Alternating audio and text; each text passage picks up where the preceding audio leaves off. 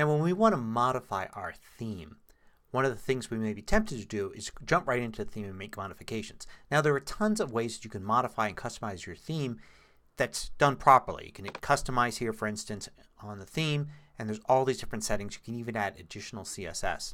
And for a lot of us that's all we may need to do.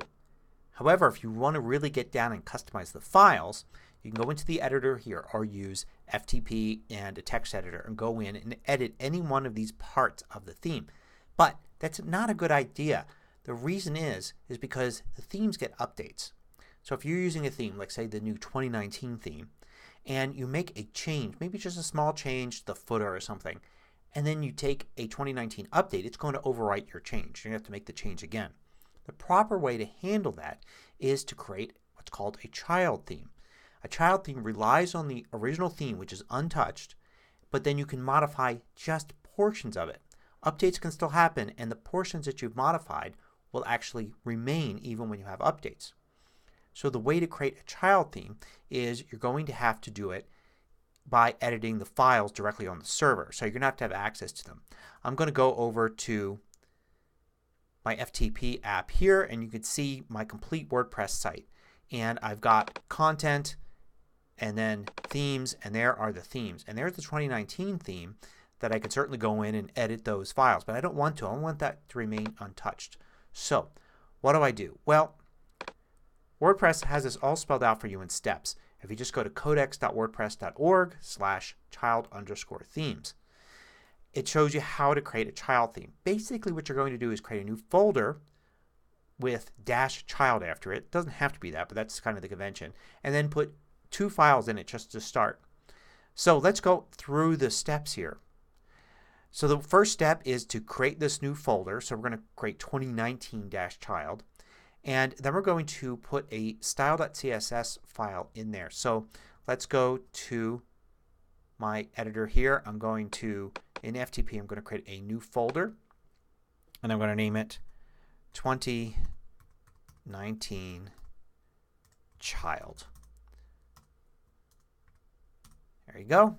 And in this folder we're going to create a new file. We're going to call it style.css. And I'm going to go ahead and edit that file. Now I'm going to switch over back here to the suggestion from the WordPress codex. And I'm going to copy that and paste it in. Might as well. That's what they've got it there for. So I'm going to paste this in. Now I'm going to make changes to just about every line. So this will be the 2019 child. I can get rid of things here I'm not using. 2019.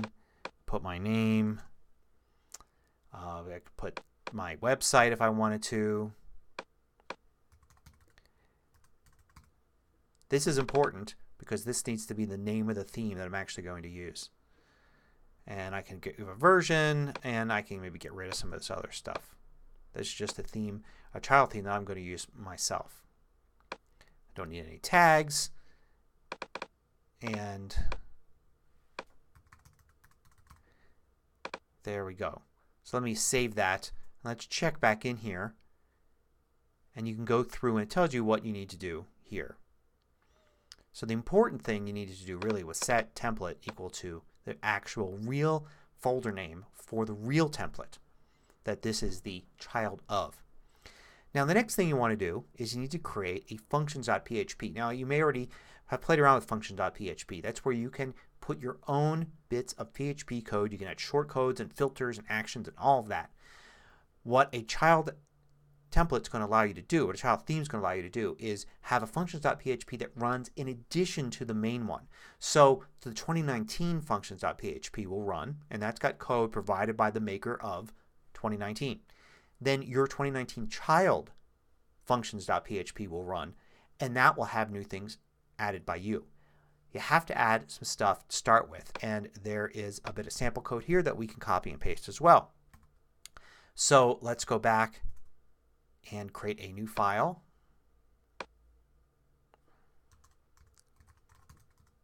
We'll call it functions.php and we'll edit that one. And I'm going to paste in here the example. Now the parent style has to be set. but everything else is fine. This is basically going to use a WP-enqueue scripts hook. It's going to run this function. It's going to say, hey, this is a child theme and its parent style is this.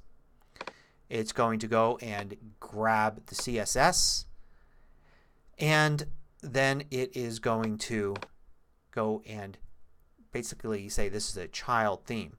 If we go back here, we can get a description of all the different stuff that it's going to do. So we've got this all set up, and we see here that we actually need to include the dash style. So we're going to include that 2019 dash style right there. Now we should have a fully functional child theme with just these two files. You can see 2019 and 2019 child. Let's go and take a look in our WordPress here, and we'll go to Appearance Themes, and we'll see we do indeed now have a 2019 child theme. Let's activate that one. New theme activated. So now we've got that one right there. We can customize and do the same things that we were doing before because all of 2019 is included. It's like a superset of 2019 plus things that we want to add. So now we could test it. If we view the site here, we'll just see the site normally. Let's just create a quick little change to the style.